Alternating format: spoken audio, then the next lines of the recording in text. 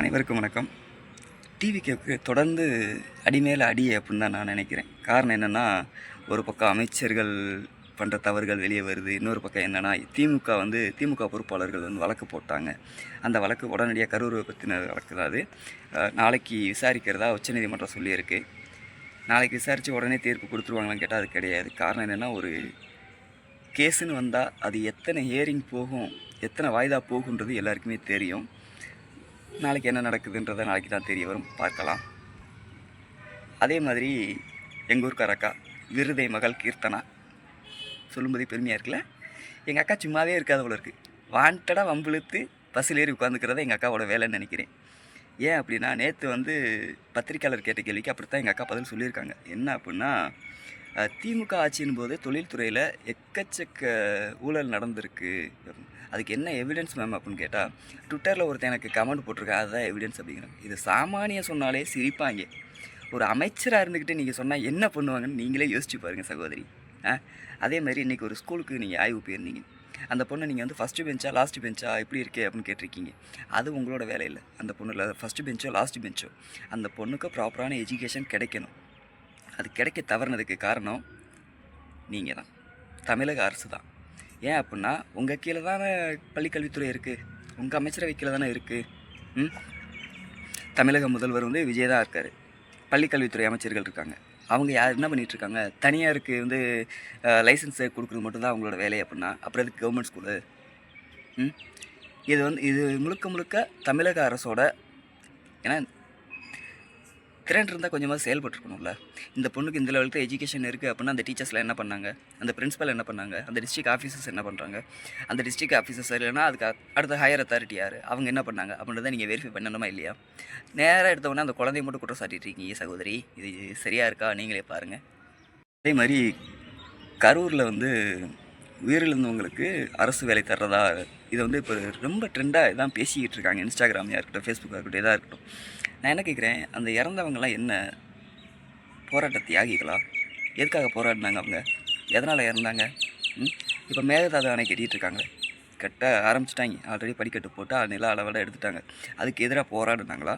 ஏன்னா மேகதாது வந்தால் தமிழ்நாட்டுக்கு எவ்வளோ நீர் பற்றாக்குறை ஏற்படும் அப்படின்றது எல்லாருக்குமே தெரியும். தமிழக விவசாயத்தில் எந்த அளவுக்கு பாதிப்பை ஏற்படுத்துன்றது எல்லாருக்கும் தெரியும். அதை எதிர்த்து போராடி உயிரிழந்தாங்களா? அவங்களுக்கு ஆல்ரெடி தலா 44 லட்சம் அவங்களுக்கு நிவாரணம் கொடுத்தாச்சு. அது நீங்கள் தான் தனிப்பட்ட முறையில் கொடுத்து ஆகணும். அது யார் யார் கொடுத்துருக்கான்னு பார்த்தா, தமிழ்நாடு கவர்மெண்ட் 10 லட்சம் கொடுத்துருக்கு. டிவிக்கு உங்கள் கட்சி சார்ந்து நீங்கள் தனிப்பட்ட முறையில் 20 லட்சம் கொடுத்துருக்கீங்க. மத்திய அரசு 2 லட்சம் கொடுத்துருக்கு. மரியா வில்சன் அவங்க 12 லட்சம் கொடுத்துருக்காங்க. மொத்த கணக்கு 44 லட்ச ரூபா வருது. இதுவே கோடி கணக்கில் கிட்டத்தட்ட ஒரு 18 கோடி 19 கோடிக்கிட்ட வருது. இந்த அளவுக்கு கொடுத்தாச்சு அப்படின்னாலே அது முடிஞ்சு போச்சு. அதுக்கப்புறம் அவங்களுக்கு அரசு வேலை எதுக்காக? காரணம் என்னென்னா, கரூரில் எலெக்ஷன் வந்தால் அவங்களுக்கு ஓட்டு வேணும். கரெக்டாக?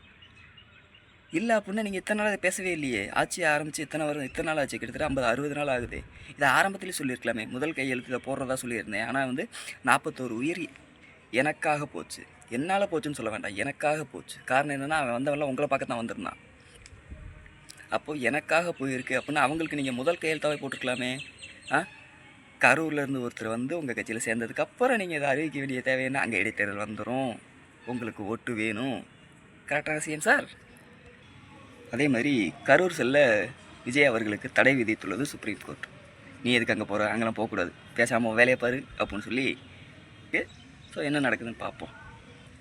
அதே மாதிரி 2000 பஸ்ஸு எலக்ட்ரானிக் பஸ், அதாவது மின்சார பேருந்து இருக்கு இல்லையா, ஏசி பேருந்து, அது வாங்குறதா தமிழக அரசு போக்குவரத்து கழகம் சொல்லியிருக்காங்க.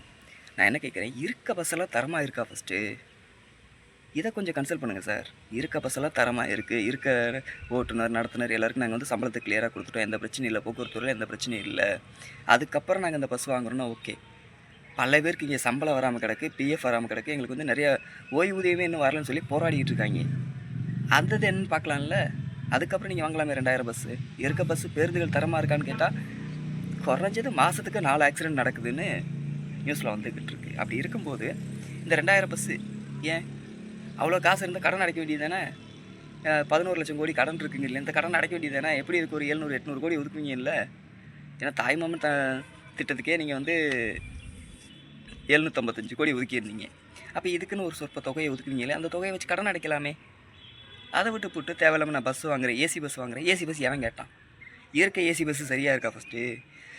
சமீபத்தில் நான் மதுரை வரைக்கும் ஏசி பஸ்ஸில் ட்ராவல் பண்ணியிருந்தேன். பேருக்கு ஏசி பஸ், கூலிங்கே வரல. எதுக்கு இப்படி இருக்க பஸ்ஸை சரி பண்ணி ஓட்டுங்க சார், அதுக்கப்புறம் புது பஸ் வாங்கலாம். அதே மாதிரி லோக் ஆயுக்தா சட்டம், அதை பற்றி ஒரு 6 வாரத்துக்குள்ளே அறிவிப்பு தரணும் அப்படின்னு சொல்லி கோர்ட் சொல்லியிருக்கு. அந்த லோக் ஆயுக்தா அப்படின்னா என்னன்னு பார்த்தா, சிஎம்மாக இருக்கட்டும், எம்எல்ஏ எம்பியாக இருக்கட்டும், யாராக இருந்தாலும் அவங்க மேலே இருக்க ஊழல் குற்றச்சாட்டுகளை விசாரிக்கிறது தான் இந்த லோக் ஆயுக்தாவோட வேலை. அதுக்கு இந்த ஏப்ப சாப்பைகள்லாம் இருக்க மாட்டாங்க. உச்ச உயர்நீதிமன்ற நீதிபதிகள் இருக்காங்க இல்லையா, அந்த மாதிரி நபர்கள் தான் இருப்பாங்க. அதுக்கு ஏன் நீங்கள் இதாக்க மாட்டேங்கிறீங்க, 6 வாரத்துக்குள்ளே எனக்கு இதுக்கு ரிசல்ட் சொல்லணும் அப்படின்னு சொல்லி தீர்ப்பு வந்திருக்கு. தமிழக அரசு என்ன செய்யுதுன்றதை பார்ப்போம்.